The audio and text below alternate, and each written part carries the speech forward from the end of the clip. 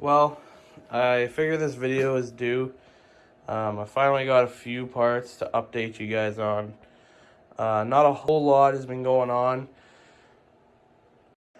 Just pretty much been working, trying to save up some money to build this 351 here. A few things has changed. I don't remember what I all said in the last video, what the plans were, what I showed you for parts, but I will give you guys a little update on what's going down. So in here we got just a Coys double roller timing set for this thing. We got Clevite cam bearings, just basically replace them. Why not? They're cheap enough. Got to take the block to the machine shop. Gonna just get it cleaned, washed up. There's just a little bit of rust sitting on the bottom of the deck surface. I talked to the guy at the machine shop. He said basically just it's not gonna hurt nothing, so I might just knock it down a little bit just so that the head sits nice and flat on here. The rust isn't protruding over the deck surface. Over in the corner here, it's kind of hard to see. We got the 351 crank all polished up here. That's ready to go. It's just sitting here behind the 302 crank for my buddy's 302 for his truck. I don't know if you guys can tell, but we kind of fan of small block Fords around here. So I'm fairly sure last time I talked to you guys, my plans were use these ARP rod bolts and put them in these factory rods. That has changed now because I'm not really sure why, but well, actually I know why. I got a surprise for you guys. Basically, I'm putting some different rods in this engine. That way, if I ever, want to turn up the boost a little more, I don't have to worry about the rods being the limiting factor. This thing isn't going to be crazy high horsepower. We're not going for 1,000 horsepower. Like, I'm going to try for 500 wheel, hopefully, with the turbo. I believe I showed this, but I just bought some ARP intake manifold bolts because they were like 20 bucks, and I broke, I think, 2 or 3 when I took the factory intake off, and then we got a ARP oil pump drive shaft there. That was also, 25 bucks, so I just figured why not. I don't know if you guys could see this Eagle sticker on the cabinet here, but it's a little teaser as to what we got for rods. So I'm slowly accumulating parts together to get this thing built, but I'm not too worried about getting it built right this moment because it's January 30th. It's 22 below right now. It's actually warmed up. This morning it was like 32 below.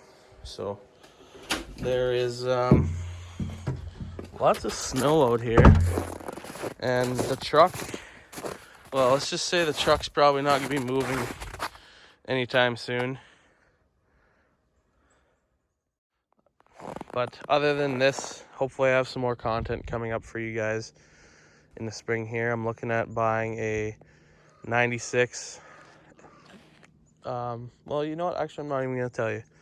It's a 96 Ford. And that's all I'm going to say. It needs some work. It's been sitting around for a couple years. If I can get it for a good deal, I'm going to go ahead and buy it. Nothing's set in stone yet, so not too sure. You can really tell how cold it is by just how crunchy the snow is. But without any further ado, let's go check out the surprise that I got for you guys. So I'm fairly sure that I showed you guys these pistons before, but just in case you haven't seen them, we're gonna look at them real quick. I just had them boxed up because I was gonna just send them to a machine shop when I got the rods. Luckily, I can do all that myself. The wrist pins slip right into the rods, so I can do that all here. So when I got these pistons, I got these last February, I believe. So they've been sitting around for a while. I did not realize that the wrist pins were not very well oiled when they're packaged. So basically they sat in the pistons for, a year. I don't know if you guys can see, but basically these wrist pins started to rust, and some of them got just a little bit frozen in the pistons. There's no damage to the pistons. The wrist pins did sadly rust a little bit, but I reached out to the guys at DSS Racing here, and it wasn't really their fault, but they still helped me out anyways. So they sold me some new wrist pins at half price. So we got 8 up here. So that's all good. Thank you so much. I forget your name, who I talked to at DSS, but thank you very much. It was a big help. I don't know. These might have been fine to run, but I just want to be on the safe side. I'm putting all this money into this engine, so what's another $25 to get wrist pins that aren't rusted? So alrighty, so like I said before, I don't remember if I showed you guys these before, but here it is. This is a DSS Racing forged piston. Like I said before, they are 18cc dish, so they got a little dish to them. They got decent sized valve reliefs in them. They are just a standard 4-inch bore. I'm not boring the engine over. The bores are pretty good in that. I'll just give it a light hone just to refresh the cross hatching. These are a 1/16 compression on both the top and second one, and it's a 3/16 oil ring. So obviously we got 8 of these. They've been sitting around for a while. Alrighty, so here's the surprise. Some of you might be thinking, well, that seems a little bit overkill, and yeah, I kind of think it may be as well, but like I said, I want to build this engine so that I can run it for years. Don't want to have to tear it down right away. So these will make sure I don't bend a rod. These are rated to 750 horsepower, which if I ever get to that point, I'm going to be more worried about my block than the rods or the crank.